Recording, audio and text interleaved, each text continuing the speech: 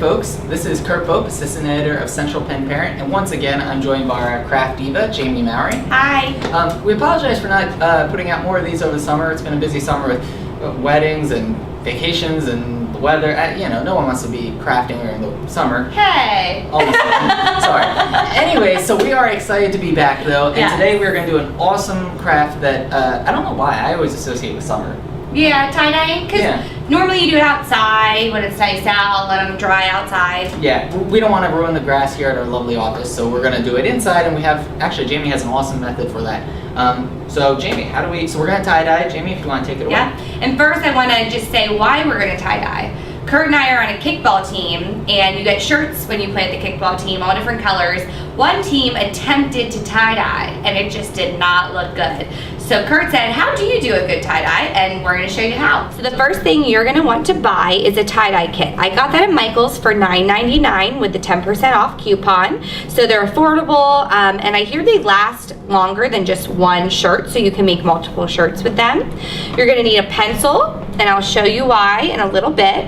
And then of course you're gonna need a t-shirt to tie-dye. I ended up taking an old Penn State shirt that I haven't worn in a while, and we're gonna tie-dye that. So it can have design on it if you want to. Does it need to be white? That's something I've always wondered. I think it's better white, just so you can see the colors, and they're more vibrant on a white shirt. I don't think I've ever seen it on a different color. Maybe like a light blue or something would work, but I would say more white would be best. Perfect. Okay. And then since we are doing it inside, we want it to be clean. So I'm using a rack that I would use like in the oven. And I just got a cardboard box, where you can get a plastic box, and we're actually gonna do the dye part over this. So anything that's messy will go into the box. All right, so let's get started. Okay, we got our dyes all ready, so now what do we got next? So the dyes, all we had to do was it came with the dye already in it. All you had to do was add water and shake it. And the kit also came with plastic gloves that Kurt's wearing so we don't get dirty, and rubber bands. All right, so now we're gonna show you how to design your t-shirt, and there's a lot of different ways you can do this. We're gonna do the swirl method, but we just had a friend that said she did one horizontal stripes like an American flag. There's so many different ways you can do it, but today we're gonna do the swirl method. So let's come over here and we'll show you how to do that. Okay, so now we're going to swirl the shirt. This is where your pencil comes in. And don't mind my fingernails, I didn't want to repaint them in case I got them messy during the craft. So you just take your pencil right in the middle of the shirt and you just twist it, like I'm doing now.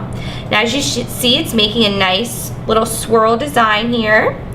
So once it kind of stops swirling, this is where you just need to kind of help the t-shirt.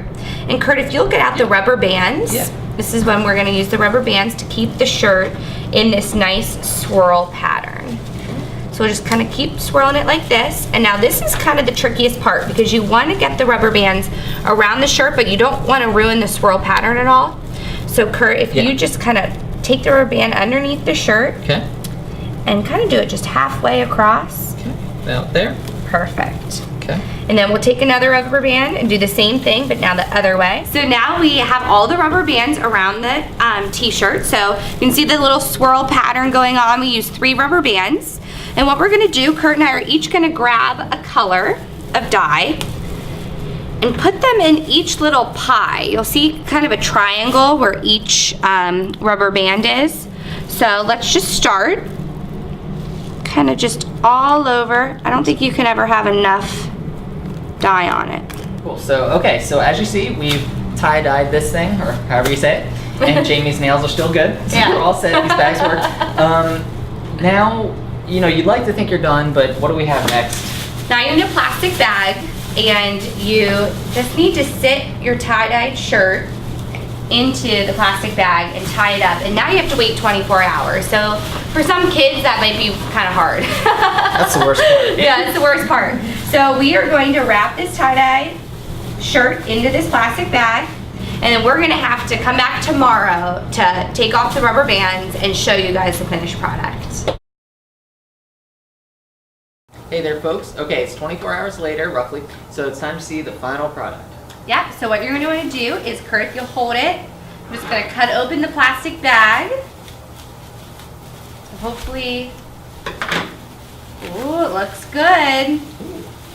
Still a little damp, but again, you're going to have to wash this in the washer before you wear it anyways and dry it. And then we're just going to cut the rubber bands. There's one. There's two. It's kind of like Christmas. I know. There's three. All right, Kurt, you do the gosh. honors. All right, here we go. Whoa. Oh my gosh, that looks great. That looks perfect. Oh, there. Oh, that's right. Look at the swirl. Can you see it? Kind of goes around like that. And we only use 3 rubber bands to do that swirl. Here it is in the back. Yep. This looks fantastic. That looks really good. Nice. And you can't see as much white, which is actually kind of cool. It's all color. So if you want to make it really colorful like this, just make sure you really get as much dye in there as possible. Some people like the white accent color, so we kind of went into all the crevices with the dye, which is why I think it did get much more color than the white. But if you wanted to get some of the white in, just kind of do the outside of the shirt and turn it around so they can see the back. Yeah, that looks really cool. And do you wash this like you would wash regular laundry? Yeah, you just want to make sure you put it in the washer alone. You don't want any other clothes to be in there with it. The first time. Actually, I've read that up to 3 times washing it to do it alone, just in case. Especially since we did use a lot of dye, you just want to make sure it's all out of the shirt before you put it in with anything else. So I would say just to be safe, maybe the first 2 or 3 times wash it alone. So yeah, I'll go home, I'll wash this just normal, put it in the dryer like normal, and it'll be great to wear.